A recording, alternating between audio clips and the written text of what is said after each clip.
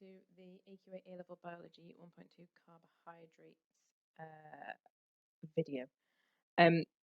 What I plan to do is try and summarize and make this section as straightforward as possible, because I know that at the beginning of the A-Level course it can seem quite daunting and like there's a lot of new concepts and key terminology that you need to learn. Hopefully this will summarize it and make it seem a little bit less section from the specification. By all means, pause it and have a read through just so you're familiar with it. Okay, to start with, all carbohydrates are made up of carbon, hydrogen, and oxygen. A monosaccharide is one sugar, so mono refers to one and saccharide refers to sugar, so monosaccharide is one sugar. A disaccharide, di refers to two and saccharide refers to sugar, so a disaccharide is two sugars and they're joined together by a glycosidic bond. And a polysaccharide is many monosaccharides joined by glycosidic bonds. So we're going to start and think about monosaccharides, which are single sugars. The most common single sugar is glucose, and you can see some pictures of glucose just here at the bottom. Galactose and fructose are also examples of monosaccharides. Glucose is the most common monosaccharide. It's a hexose sugar and has 6 carbon molecules. So glucose has a chemical formula of C6H12O6. And if you have a look at this diagram here of alpha glucose, you can actually count 6 carbons, 12 hydrogens, and 6 oxygens. The reason that you can't see 6 C's or carbons is because these corners here of the hexagon are all carbons, and we just accept that these corners are carbons. You can see that they've been drawn in on these ones.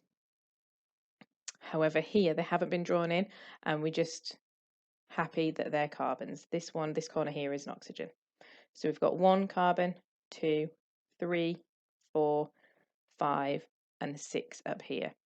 With regards to hydrogens, we've got 1, 2, 3, 4, 5, 6, 7, 8, 9, 10, 11, 12. And oxygens, 1, 2, 3, 4, 5, 6. Now, the diagrams here have alpha glucose and beta glucose, and you need to be able to draw them both and recognize them. The way that you recognize alpha and beta glucose is simply this OH group here is at the bottom for alpha glucose and it's at the top for beta glucose. That's the only difference. The rest of it is all the same. The best way to learn to draw glucose is literally just to draw it out again and again and again to make sure you know it. There's no easy way to remember it. Oh no, the two forms of glucose, alpha and beta. Okay.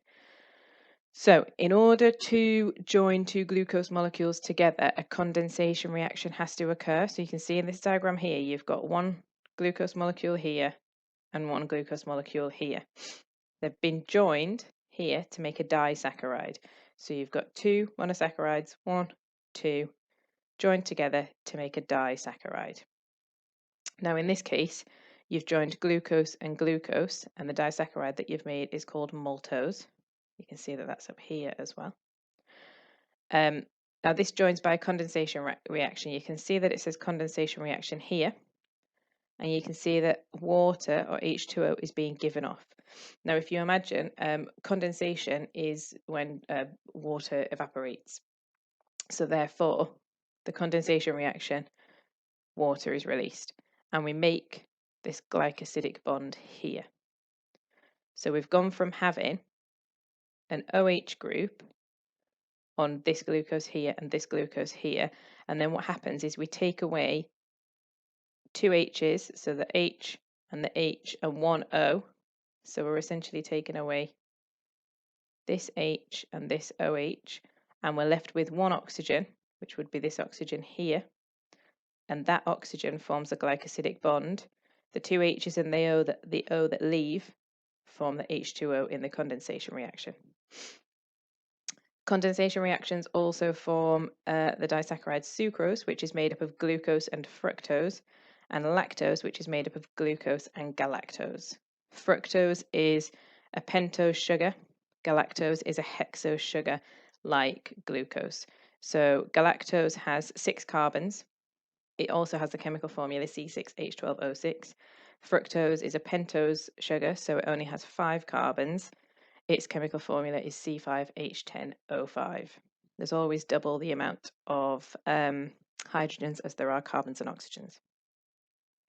And then, in order to break our disaccharide up, a hydrolysis reaction has to occur. So you can see here that hydrolysis is occurring in order to split your disaccharide up into the 2 monosaccharides.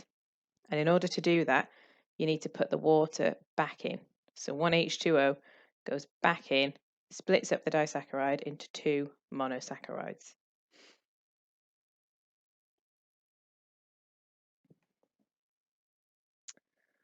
Okay, so polysaccharides are made up of lots of sugar molecules and they're joined together by glycosidic bonds. And there's 3 polysaccharides that you need to know about. They are starch, glycogen, and cellulose. And we'll have a look at those in a table in just a second. But before we do that, in your lessons, you should carry out food tests in order to identify the molecules present in specific food samples. And in order to test for sugar, we have the Benedict's test. So the Benedict's test is the test for sugar and specifically reducing sugars. Monosaccharides are generally reducing sugars. In order to carry out the Benedict's test, you have to heat your sample with the Benedict's reagent. Benedict's reagent is a blue reagent. The negative result, it would remain blue. A positive result, it would turn brick red. Now, sometimes if there's only a small amount of reducing sugar in your sample, then it might go a kind of yellowy orange colour as opposed to brick red. But in an exam, you have to say that the positive result is brick red. It's also possible to test for non-reducing sugars as well. In order to do this, you have to hydrolyze disaccharides into monosaccharides and then carry out your Benedict's test. I can't remember what we hydrolyzed them with. Hydrochloric acid. So you have to heat your sample with hydrochloric acid in order to hydrolyze and break the glycosidic bond. And then you carry out your Benedict's test. You just heat with Benedict and a positive result would be brick red. Okay, last bit.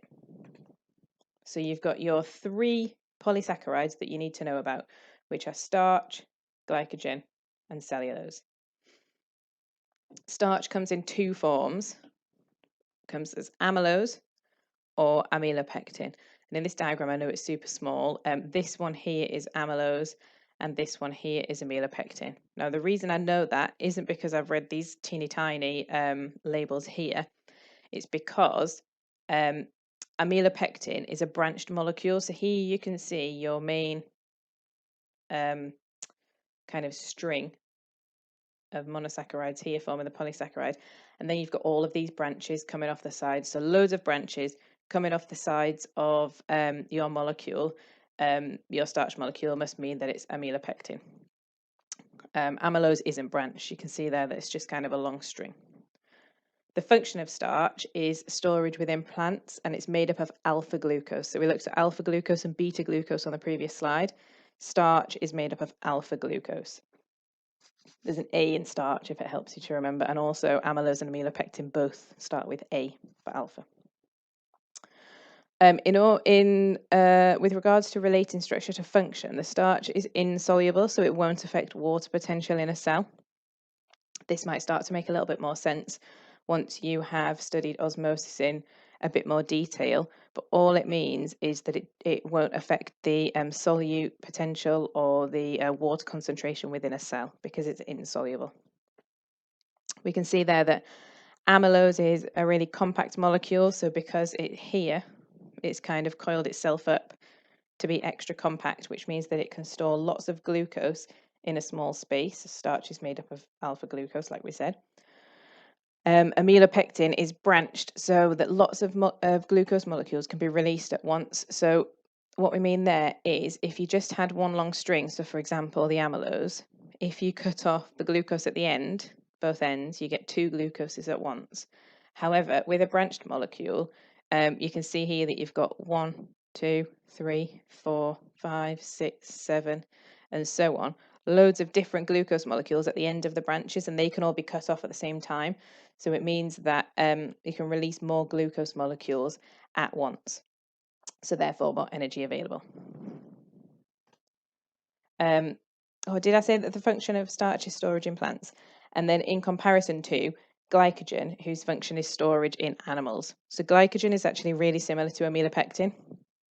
And when you relate the structure to the function, it's just exactly the same. So it's really compact, so you can store lots of glucose, and it's branched, so many molecules can be released at once. It's very unlikely that you'll be asked to relate the structure to the function of starch and glycogen in the same exam paper, because they're the same marks, same answers.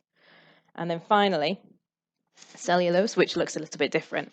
So cellulose is made up of beta glucose, and you can see here that we've got lots of glucose molecules joined in these kind of fibers, these long fibers. I think that might be the wrong word there. Hang on. It is the wrong word. So these fibers are called microfibrils, as opposed to myofibrils that it says there. My apologies.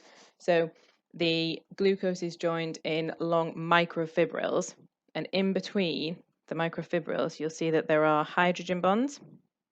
Those hydrogen bonds just help to hold the microfibrils together, and they really, really strengthen them as well, because the function of cellulose is structural support within the cell walls of plant cells.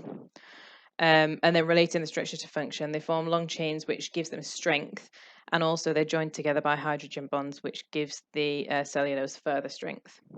If you think about kind of this section of the table, would get you your like C's and D's, and then when you're able to relate the structure to function for molecules, that's where you're looking at your A and B grades, as opposed to the lower grades.